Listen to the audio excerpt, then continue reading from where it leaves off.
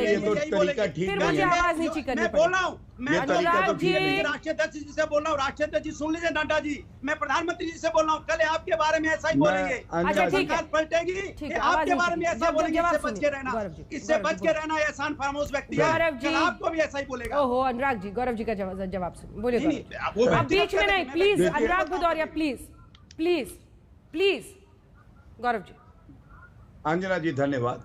देखिए, सबसे पहले तो दुनिया गाड़ी के पीछे लिखती है माँ का आशीर्वाद, अखिलेश भैया लिखते हैं साइकिल पर बाप से छीनी, यही फर्क है। लेकिन अब मैं चर्चा पे आ जाता हूं। सबसे पहले मैं ये बता दूं कि इन्होंने अभी तक ये नहीं बताया भारतीय जनता पार्टी का टीका, भारत का टीका कैसे बना, क्योंकि कुछ बदला तो है नहीं।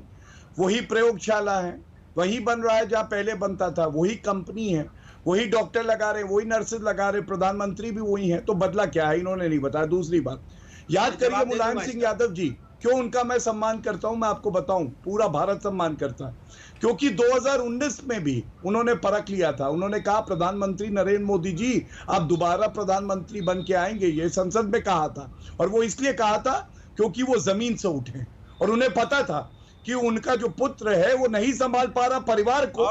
याद करिए कैसे लड़ाई हुई थी। बता दो, प्लीज प्लीज अंजना जी, शांत नहीं नहीं नहीं कराइए। नहीं, अब ये बहस डिरेल मत कीजिए, वापस वैक्सीन पर आइए, वैक्सीन पर आइए। छोड़िए गौरव जी, गौरव जी, हाँ, अनुराग जी मैं प्लीज। वैक्सीन पे ही बात कर रहा हूँ। वैक्सीन मैं अपनी वैक्सीनेशन बात अपने तरीके से ही रखूंगा। प्राइवेट हॉस्पिटल पर बताइए। बताइए।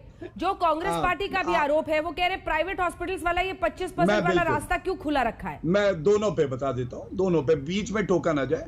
देखिए, आप बताइए, अगर क्या ये सही नहीं, अखिलेश यादव ने कहा था कि जब हमारी सरकार आएगी तब हम टीका लगवाएंगे, सरकार नहीं आएगी उन्हें पता है इसलिए टीका लगवा लिया। दूसरी बात, उनकी चलती तो 2022 मार्च तक, जब तक नतीजे ना आते तो एक टीका ना लगता उत्तर प्रदेश में।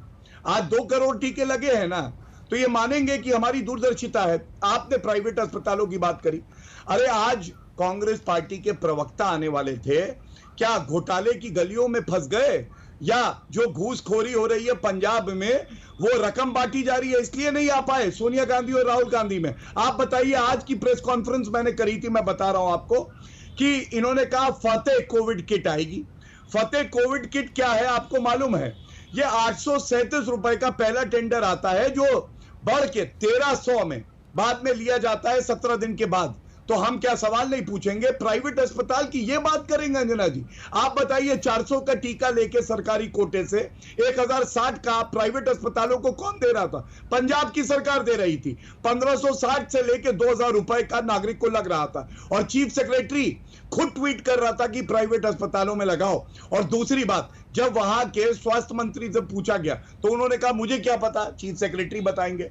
घोटालेबाज आज आए नहीं आपके शो में। मैं एक बात कह दूं, भारत में जो संपन्न लोग हैं, जो संपन्न नागरिक हैं, अगर वो रुपए दे के अपना टीका और अपने साथी जो कर्मचारी हैं, ड्राइवर हैं, और भी कोई व्यक्ति ये लगवाना चाहते हैं, तो इसमें क्या दिक्कत है? बिल्कुल सही सोच है।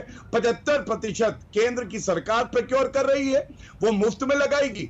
जो प्राइवेट अस्पतालों में नहीं लगा सकता वो सरकारी अस्पतालों में लगाएगा, और जो लगा सकता है वो मुफ्त का टीका क्यों लगाए? वो किसी गरीब को लगेगा, किसी आम नागरिक को लगेगा। यही सोच है, और इसमें मैं समझता हूं कि आम जनता भी कहेगी कि ये सही सोच है।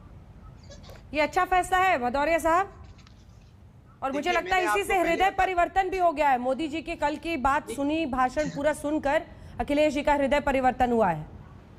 देखिए, मैंने पहले बोला था, फिर बोल रहा हूं बार बार। अंजना जी मेरी बात समझने की कोशिश कीजिए। हम देश के साथ शब्द को गौर से सुनिएगा, देश के साथ